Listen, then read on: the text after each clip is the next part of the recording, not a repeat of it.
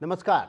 Hot topic में आपका स्वागत है। मैं हूं विकास भदौरिया। आज हम बात करेंगे अदानी पर सवाल उठाने वाले किस तरह से बेनकाब हो गए। अदानी पर आरोप लगाने वाले खुद बेनकाब हो गए। ऐसा हम इसलिए कह रहे हैं क्योंकि ये समझने के लिए पहले आपको कांग्रेस नेता राहुल गांधी का ये बयान सुनना चाहिए। सुनिए ये बयान, फिर आगे की कहानी आपको बताएंगे। I think Adani is going to accept the charges. Which world are you living in, brother? Obviously, he's going to deny the charges. The point is, he has to be arrested. The point is, he has to be arrested, as we have said. तो सुना आपने बयान। राहुल गांधी के इसी झूठे campaign की पोल आज विदेश मंत्रालय के प्रवक्ता रणधीर जायसवाल ने एक प्रेस कॉन्फ्रेंस में खोल दी। आप उनकी इस पूरे बयान को सुनिए। रणधीर जायसवाल जो कि भारत सरकार के विदेश मंत्रालय के प्रवक्ता हैं, आपको खुद ब खुद समझ में आएगा, फिर आगे की कहानी बताएंगे। Any request by a foreign government for service of summons or arrest warrant is part of mutual legal assistance, but such requests are examined on merits. We have not received any request on this case from the US side. तो नियम क्या कहता है, परंपरा क्या कहती है कि अगर भारत में किसी विदेशी नागरिक के खिलाफ किसी मामले में अपराध दर्ज होगा, मुकदमा दर्ज होगा, वारंट जारी होगा, तो बाकायदा एजेंसियां, अमेरिका की एजेंसी या उस विदेशी नागरिक के देश की एजेंसियों को संपर्क करेंगी, वारंट, मुकदमे और उससे जुड़े तमाम सबूतों को साझा करेंगी और बाकायदा सरकार को इसकी सूचना जाएगी। लेकिन रणधीर जायसवाल ने कहा कि हमें इस तरह की अभी तक कोई भी सूचना नहीं मिली है। अब राहुल गांधी के झूठे कैंपेन के पार्ट 2 को दिखाते हैं। राहुल गांधी ने आरोप लगाया था कि सरकार इस मामले में अदानी को बचा रही है। कैसे, सुनिए जरा। Hundreds of people are being arrested on tiny charges. The gentleman has been indicted in the United States for thousands of crores. He should be in jail. And the government, please let me speak, and the government is protecting him. तो राहुल गांधी कह रहे हैं उनको jail में होना चाहिए, गौतम अडानी को, उनको गिरफ्तार करना चाहिए। ना वारंट है, ना चिट्ठी है, ना सबूत है, ना सूचना है। आज विदेश मंत्रालय के प्रवक्ता रणधीर जायसवाल ने प्रेस कॉन्फ्रेंस में बताया कि अभी तक सरकार को अमेरिका की तरफ से इस मामले में रत्ती भर भी सूचना नहीं मिली है। फिर कैसी गिरफ्तारी? See, we see this as a legal matter involving private firms and individuals and the US Department of Justice. Obviously, there are established procedures and legal avenues in such cases which we believe will follow, would be followed, and the government of India so far we have not, to answer your question, we have not been informed in advance on the issue. We haven't had any conversation also on this particular matter with the US government. तो आपको ये बयान सुनकर हंसी आई ना? जब सवाल ही नहीं उठा किसी वारंट का, किसी सूचना का, विदेश मंत्रालय ने साफ कह दिया अमेरिका से कोई सूचना ही नहीं मिली, तो कैसे बचाएगी सरकार? अब मेरा सवाल ये है कि क्या राहुल गांधी जानबूझकर ये कैंपेन चला रहे हैं? क्या राहुल गांधी को ये बातें पता नहीं थी कि विदेश में जब किसी भारतीय पर आरोप लगता है तो वहाँ की सरकार ज़रूरत के मुताबिक भारत सरकार को समन भेजती है या वारंट जारी करती है? राहुल गांधी विपक्ष के नेता हैं, एक जिम्मेदार संवैधानिक पद पर हैं और एक राष्ट्रीय पार्टी के कार्यकर्ता हैं, खुद सांसद भी हैं और राष्ट्रीय पार्टी के राष्ट्रीय अध्यक्ष भी रह चुके हैं। और अगर वो ये बात नहीं जानते थे तो क्या उन्होंने कैंपेन मोड में आने से पहले थोड़ा इस मामले को जान समझ लेने में जल्दबाजी नहीं दिखाई या समझ लेना उचित ही नहीं समझा? तो ये सवाल बार बार उठेंगे। फिर आगे सवाल ये भी उठता है कि राहुल गांधी के कारण बेवजह ही संसद का सत्र खराब नहीं हो रहा है। एक हफ्ता पूरा इसके भेंट चढ़ गया है। सोमवार को संसद की शुरुआत हुई, आज शुक्रवार है और कामकाज के नाम पर 0 बटे सन्नाटा, क्योंकि विपक्ष काम नहीं करने दे रहा है। सरकार और सदन में लगातार सरकार को घेरने के लिए हंगामा कर रहा है। मार्केट का मूड भी बिगड़ रहा है। सवाल यहाँ ये सवाल भी उठते हैं कि कुछ मीडिया भी इस खबर को बढ़ा चढ़ा के पेश कर रहे हैं, जिन्होंने यहाँ वारंट की खबर तक चला दी।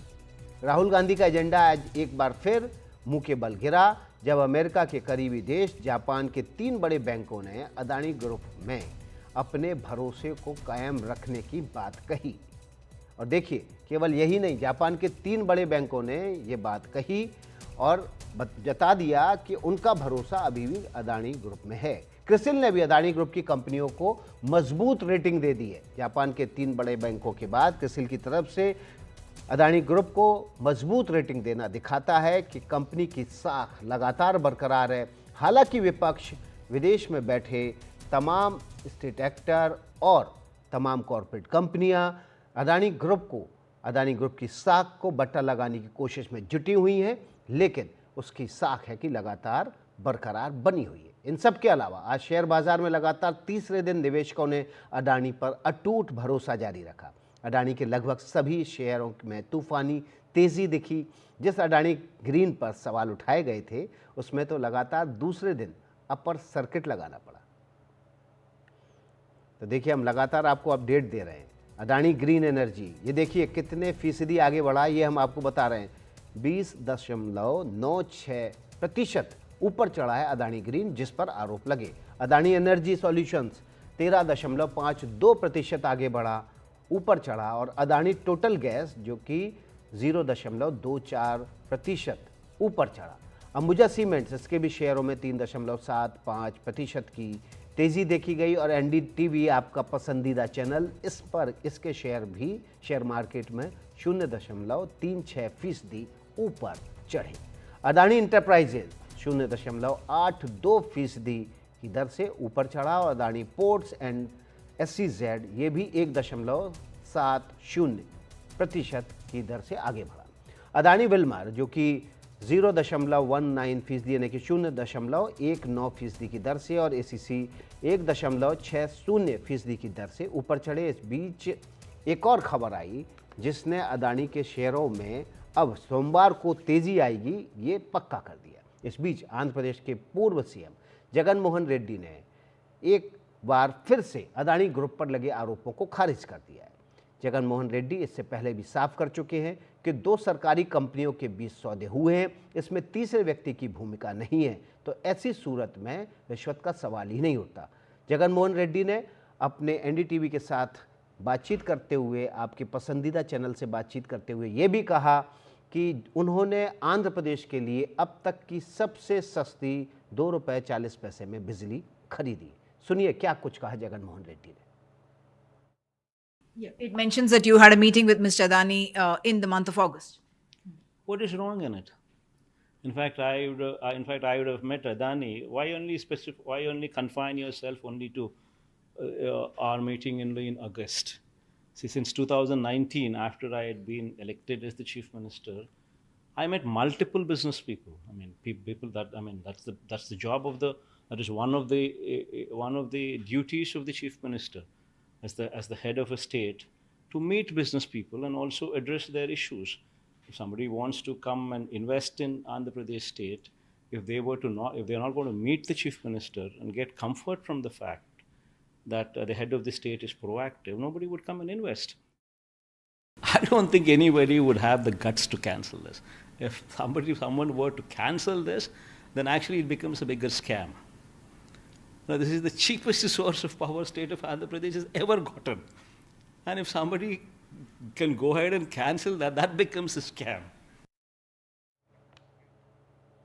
तो आपने सुना अडानी समूह पर सवाल उठाने वाले जो बयान थे विपक्ष के नेता राहुल गांधी का जो बयान था, वो किस तरह से एक के बाद एक उसके जवाब में मुँह उनको खानी पड़ रही है। हमारे साथ 2 खास मेहमान हैं, तहसीन पूनावाला जो कि राजनीतिक विश्लेषक हैं, और रजत सेठी, प्रेसिडेंट अरावली फॉर्म, हमारे साथ जुड़ रहे हैं। तहसीन, आपने सुना कि राहुल गांधी ने किस तरह के आरोप लगाए, यहाँ तक कह दिया कि अब गौतम अडानी को गिरफ्तार कर लेना चाहिए, उनके खिलाफ वारंट है, जबकि अभी तक ना तो कोई ऑफिशियल कम्युनिकेशन है, ना अमेरिकी सरकार ने कहा है कि वारंट है, और जो आरोप शुरुआती लगाए गए थे वो भी बाकायदा सेबी में अपनी फाइलिंग के दौरान गौतम अडानी ने कह दिया कि इस तरह का कोई मुकदमा ही दर्ज नहीं है। इस तरह से झूठे आरोप लगाकर किस तरह की राजनीति कर रहे हैं राहुल गांधी?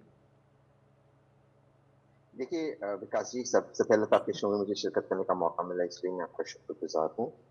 मैं ये मानता हूँ, क्योंकि मैं एक राजनीतिक विश्लेषक भी हूँ और क्योंकि मैं एक इन्वेस्टर भी और एक एंटरप्रेन्योर भी हूँ, मैं ये मानता हूँ कि अगर आप एक इकोनॉमिकल पॉइंट ऑफ व्यू से देखे या जो आरोप लगे हैं इस ग्रुप के ऊपर, तो मुझे लगता है कि इसका जो जुरिस्डिक्शन में कहीं भारत में वैसे बनता नहीं है, अमेरिका में वैसे बनता नहीं। अगर कोई क्राइम एलिजिडली हुआ है, जो हुआ नहीं है, जो ग्रुप का कहना है, तो भारत में हुआ है, तो उसमें अमेरिका की कोई दखल अंदाजी नहीं। अमेरिका का ये आरोप है कि देखिए हमें बताया नहीं गया था, इसके बारे में हमें इंटिमिडेट नहीं किया था, फुल डिस्क्लोजर नहीं हुआ। तो जितने भी ऐसे केसेस होते, डीओजे की जितने भी केसेस होते इस तरह के इकोनॉमिक केसेस कोर्ट्स के अंदर, उसमें अरेस्ट नहीं होता, उसमें सिर्फ होती है फाइन। ये सबसे पहली बात है। दूसरी चीज, क्योंकि गौतम भाई और सागर भाई और विनीत भाई का नाम वैसे ही उसके अंदर नहीं है, तो फिर जैसे उन्होंने बताया और उसके सीनियर लॉयर्स ने बताया, तो मुझे लगता है जो लॉ है it take its own course. दूसरी चीज मुझे ये लगता है कि जहां तक पॉलिटिकल इसमें फायदा है, मुझे नहीं दिखता कि विपक्ष को पॉलिटिकली इससे क्या फायदा होगा, क्योंकि कुछ जरूर सवाल है हमारे रेगुलेटर्स पे उठानी चाहिए। रेगुलेटर्स को लेके बहुत सारे इंपॉर्टेंट सवाल है, लेकिन सिर्फ किसी व्यक्ति को टारगेट करना, उससे आपको पॉलिटिकल सियासी फायदा नहीं मिलेगा, ऐसा मेरा मानना है। भारत एक एस्पिरेशनल सोसाइटी हो चुका है, और एस्पिरेशनल सोसाइटी के अंदर सभी लोगों को आगे जाना होता है। जो भी सवाल है आप किसी ग्रुप से को पूछे बगैर, अगर हम एक्चुअल सवाल रेगुलेटर से पूछो, रेगुलेटरी फ्रेमवर्क को हम ज्यादा मजबूत करें, मुझे लगता है उसमें बहुत पॉलिटिकल और इकोनॉमिकल फायदा भारत।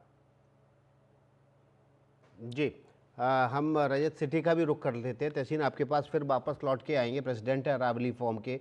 रजत, आपने देखा कि 2 दिन बाद जब मार्केट, जैसे ये खबर आई उसके बाद जब मार्केट खुला, तो किस तरह से उसने कुलाचे मारते हुए अडानी ग्रुप ऑफ कंपनीज की हर लिस्टेड कंपनी के शेयर जो है उछाल मारने लगे। तो राहुल गांधी के जो आरोप थे, जो अपनी राजनीति चमकाने के लिए झूठे आरोप लगाए गए थे, तो ये इन्वेस्टर भी तो वोटर है ना, उसने जवाब शेयर मार्केट के जरिए दिया। जी, शेयर के जरिए भी दिया, और महाराष्ट्र इलेक्शंस में भी आई थिंक सेंट्रल इशू यही बनाया गया था कि धारावी प्रोजेक्ट अदानी ग्रुप गलत तरीकों से लेके जा रहे हैं, और उसमें भी जनता ने अपना रुख रखा। लेकिन देखिए, ये गंभीर विषय है, और हमारा जो ऑपोजिशन है, अगर एक रिस्पॉन्सिबल ऑपोजिशन बनना है उनको, तो उनको सिर्फ उन मुद्दों पे जहां पर उनके पास इररेफ्यूटेबल एविडेंसेस हैं तभी बात को उठाना चाहिए। वरना वो वही बात होती है कि गीदड़ आया वाला, और फिर कभी वो लोग सत्य तक पहुंचा नहीं पाते हैं। इसमें विपक्ष की क्रेडिबिलिटी भी खत्म होती है, क्योंकि आप हर मौके पे आप चाहेंगे कि सिर्फ एक ग्रुप को आइसोलेट करके टारगेट करें, और फिर उसको लॉजिकल कंक्लूजन तक तथ्यों के साथ नहीं पहुंचा पाए। तो इसमें आपने अदानी ग्रुप को तो इंटरिम में हर्ट किया, लेकिन उससे आपने भारत में जो निवेश का माहौल है उसको भी हर्ट किया। उसमें आप जो छोटे निवेशक हैं उनको भी आपने क्षति पहुंचाई, और कुल मिला के आपका भी उसमें कुछ राजनीतिक लाभ नहीं हुआ। तो थोड़ा सा बचना चाहिए। आपके पास अगर कुछ सच में टैंजिबल एविडेंस हैं आपके, तो विपक्ष के पास तो पूरा ग्लोबल नेटवर्क है, बड़े बड़े पॉलिटिकल पार्टीज जो विश्व की हैं सब में नेटवर्क है। तो वहां से कुछ एविडेंसेस लेकर आएं, और हमारे इंस्टीट्यूशंस पे भरोसा रखते हुए सुप्रीम कोर्ट में टेबल करें। आपके पास तो बहुत अच्छे लॉयर्स भी हैं। कहीं कुछ तो हो, जो स्मोकिंग गन होने की बात लगातार ऑपोजिशन बोल रहा है। तो देखिए, ये होना ही था। अब जो आज शेयर बिल्कुल। बाजार हैं वो वापस अपनी उस स्थिति तक पहुंच गए हैं जहां पर इस इंडाइटमेंट की खबर के बाद थे।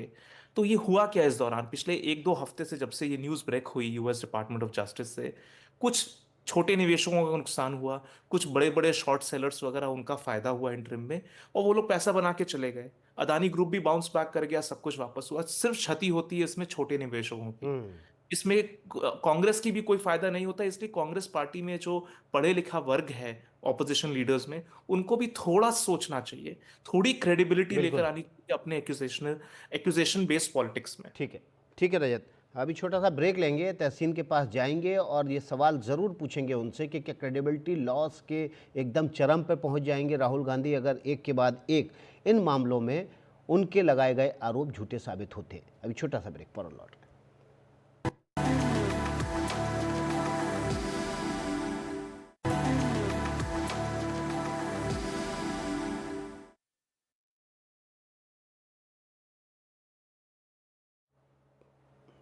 हॉट टॉपिक में आपका एक बार फिर से स्वागत है। हम अदानी मामले में जो राजनीति हो रही है उस पर गर्मा गर्म बहस कर रहे हैं। तहसीन पूनावाला राजनीतिक विश्लेषक और रजत सेठी प्रेसिडेंट अरावली फोरम हमारे साथ जुड़े हुए हैं। तहसीन का रुख करना है। ब्रेक पे जाने से पहले तहसीन एक सवाल उठा था कि राहुल गांधी की साख जो है वो रसातल में चली जाएगी। लगातार एक के बाद एक कतारबद्ध मुद्दे हैं। HAL का मुद्दा उठाया उन्होंने, गलत साबित हुआ। शेयर मार्केट में HAL के शेयर तूफान से चढ़ गए। इसके बाद उन्होंने हिंडनबर्ग रिपोर्ट को लेकर आरोप लगाए राहुल गांधी ने, और वो भी आरोप जो है वो गलत साबित हुए। इसके बाद बाकायदा उन्होंने सेबी प्रमुख पर सवाल उठाए, वे भी आरोप गलत साबित हुए। अब अमेरिकी कोर्ट ऑफ जस्टिस के आरोपों के दम पर वो यहाँ पर राजनीति कर रहे हैं।